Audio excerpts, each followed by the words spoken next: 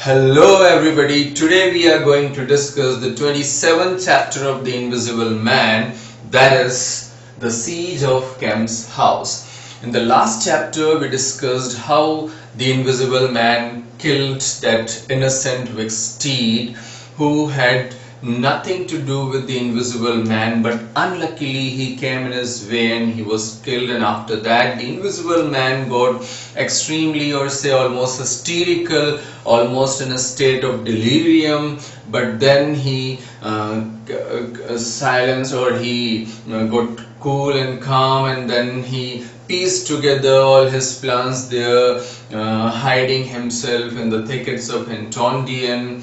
And then he came out, of course, to launch or to begin his plan. And here in 27th chapter we see that Dr. Kemp received a strange missive written in pencil on a greasy sheet of paper, and it was quite strange for him because it read in this way that you have been quite energetic the whole day, but I don't understand what you stand to gain by it. You followed me, you chased me the whole day, you tried to rob me of my night's rest and my food, but I had my food in spite of you, I had my sleep and rest in spite of you, and now there's nothing for it but to begin the game, and but to begin the terror. The game is now beginning, the game is only beginning. And tell your chief of police that Port Burdock is no longer under Queen, it is under me, the terror, and this is the day one of year one of a new epoch, an epoch of Invisible Man, and I am the Invisible Man, the first. And to begin with the rule, to make it easy, there'll be an execution on the first day, on the very first day, for example, and that is a person named Kemp. So beware, be careful. Now whatever you try to do, however you can try to avoid it in any way, but it will happen. So people, there was a message for the people as well, that help him not, my people, lest death fall upon you. And reading this, Kemp actually read that message twice. It was really not a hoax. He understood it was not a hoax. It was really his voice. He was threatening him. It was a plan, or it was really the message that he would be killed. He read this message twice, then he folded, so the seal, so it was of Hintondian. It means he had posted that from Hintondian post office, and there was a prosaic detail, $2 to pay, because there was no ticket on it, it was without ticket, and so he had to pay for that. And then at once he called the housekeeper and asked to examine all the doors and windows and check and fasten them up. And he also went to the drawer in that room, in the study room itself, and then he took a revolver from that. He had left his lunch unfinished by that time, because it was now his thoughts were all involved in thinking about the Invisible Man. So he took that revolver, examined it, and then put that in his lounge jacket, the pocket of the lounge jacket, and he started thinking that how now what he should do and what would it be. And then he wrote some quick notes and gave it to the housekeeper, and asked the housekeeper to go and hand that to Colonel Adai with some instructions that you don't have to worry, you'll be safe, he won't harm you, like that. And he sent him to Colonel Adai. And then he thought with gaps, and he struck the table finally that yes, we'll have him, I am the bait. He wanted, or he was thinking of acting as a bait to trap the Invisible Man. And then the thoughts were running like this, that definitely he was saying that you are an invisible man, but the chances are all for me in spite of your invisibility. And though he said that of course he might get food, he couldn't be so cruel. Finally he said so he must get food daily, but did he sleep properly?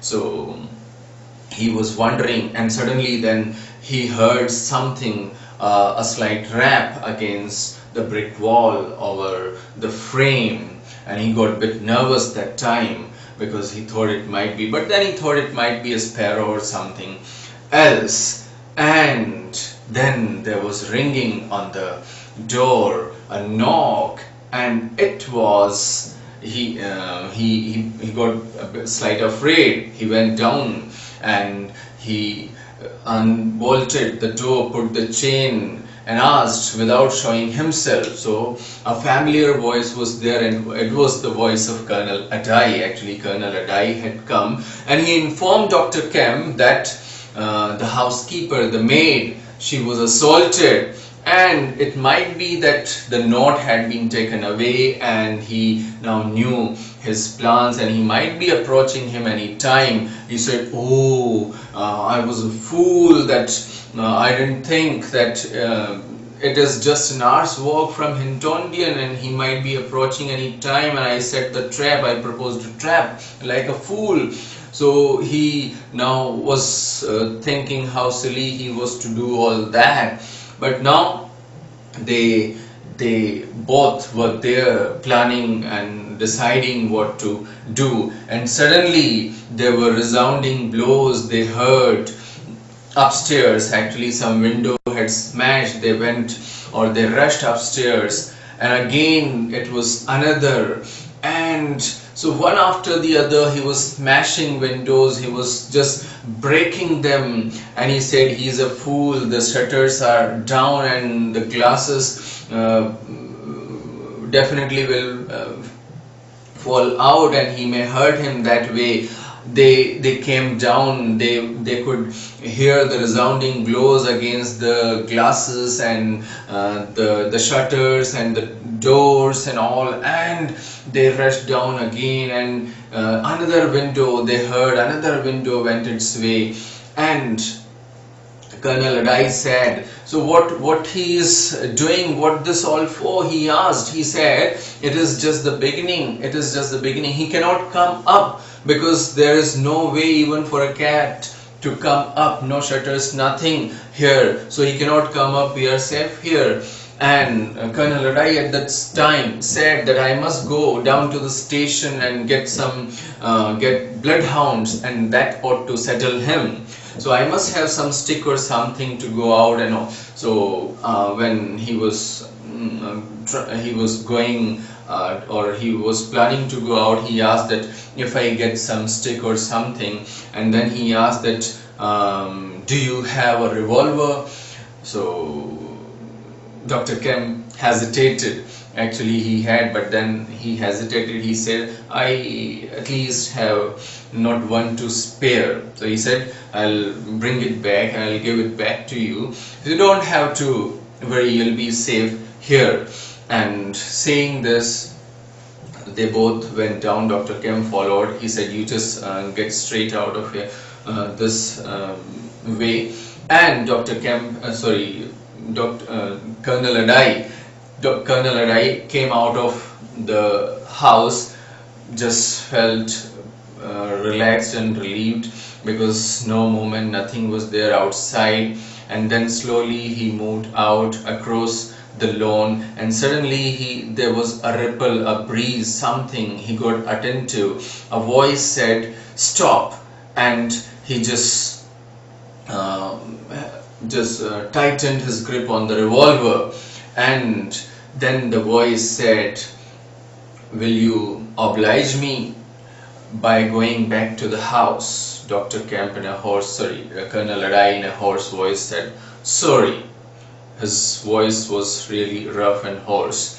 So he, the invisible man, he said, see, I have no quarrel with you. You just, and then he asked, the invisible man asked that, what are you going for? He said, that's my own business, none of your business. So, and the next moment he felt an arm just around his neck, and the knee on his back, and he just sprawled backwards. And the next moment again he was stuck in his mouth, and the revolver rested from him. Though the Colonel Adai had thought of trying fire and shooting him, but he could not do so, because in the meantime, though he planned, but as he was invisible, he got the advantage of that invisibility, and he got the revolver wrested from him. And he said, now you go to him. I don't want to waste a bullet on you, because that will be just a wastage. It won't be of any use, otherwise I could have done so. So you just go back to the house and ask him to come down, open the door. He said, he won't let me in. He said, it's a pity that it won't. See, I have no quarrel with you. I don't want to do any harm. I just want you to go back. So he then followed his instructions, of course, because life is, precious to all. So he went back, and when he finally reached the door, he at once turned back, leapt backwards, and swung and tried to wrest, or tried to snap or catch at the revolver, but he missed, and there was a shot. He fell down. He tried to get up on one arm. He raised himself, but then again fell forward and lay still. Dr. Kemp saw all this, but at once he was not able to understand at once, because suddenly there was glisten and sheen of that revolver because of the sun rays falling upon it, and he couldn't see for a moment. He didn't understand, but then though he saw the revolver appearing, disappearing for all those times, and then he could see that Colonel Adai was lying there, and he understood that he might have, though he didn't hear the sound of the shot, but now it was clear that he had been fired. He was lying there, he was dead.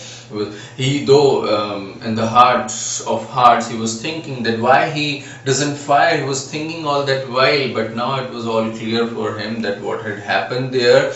And then he heard the ringing and knocking at the door. It continued and it became tumultuous for some time, and then he said all that silently. He didn't respond to that, and then again there were resounding blows against the door, against the windows, the smashing. He was watching and listening all this silently, and then he saw the housemaid and the two policemen coming along the road, and he came down. There was the windows and the glass pans and things were being smashed one by one, and after some time he heard a knocking again, a ringing again at the front door. He went there quite slowly as possible, and then he let the girl speak, the maid speak first, to make it sure that yes, it was the housemaid and the policeman there, and then he opened and let them come in with as narrow a gap possible for them to come in, checking or very cautiously trying that nobody else apart from them, of course the invisible man, not enter the house. And when they were inside, they heard the sound in the kitchen. The kitchen door, he was blowing, or there was sweeping blows against the kitchen door. It was clear that it would give way. He said yes, he is there, and he handed them, he has got the poker, and so he handed the poker to the policeman. There were two policemen, and soon he the invisible man got inside and there was a blow, and which actually he had got an axe. The invisible man had got an axe, and now there was a fighting between the policeman and the invisible man. So the axe was checked by the poker by the policeman, and soon actually the one policeman was hit by the invisible man, and he just had some bleeding between his eye and the ear, and he just went, or say he was wounded, he was hurt. But the other policeman, they had the fighting,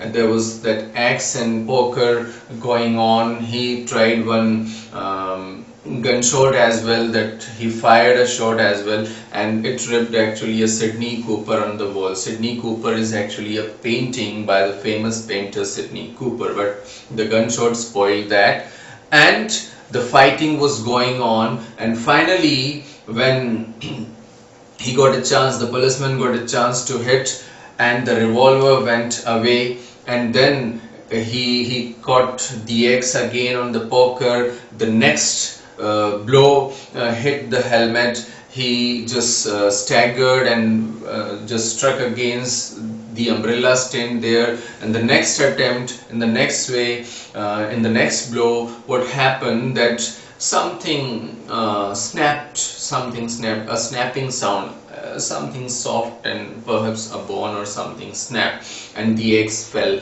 down. He put his feet on the axe and tried the blows again, but there was nobody. So then there was all still. The other policeman asked, "Where is he?" He said, "He might be somewhere here if he hasn't gone past you." And they saw the dining room, sorry, the back door open and close, and somebody had perhaps gone. And then they asked and called for Dr. Kemp, and one of the policemen said that Dr. Kemp is a hero, Dr. Kemp is a hero. They searched, they looked about, but Dr. Kemp and the maid were gone. They had a very terse view of Dr. Kemp and at that time, and the invisible man, he had also perhaps gone, because he was not found. They left it there, and they tried to search Dr. Kemp there, but he, as I said, had gone. He was not there. So in this way the siege happened. In this way he came to Dr. Kemp's house, but at that time actually he could not do anything except destroying the house, the furniture, everything there. Just he made sweeping blows against everything. All the glass panes and windows were broken, but he could not harm Dr. Kemp, he could not kill Dr. Kemp. So now we'll have to see whether he was able to do that, he was able to fulfill his aim in the next chapter or not. So for that, continue watching the other videos. Till then, thank you very much.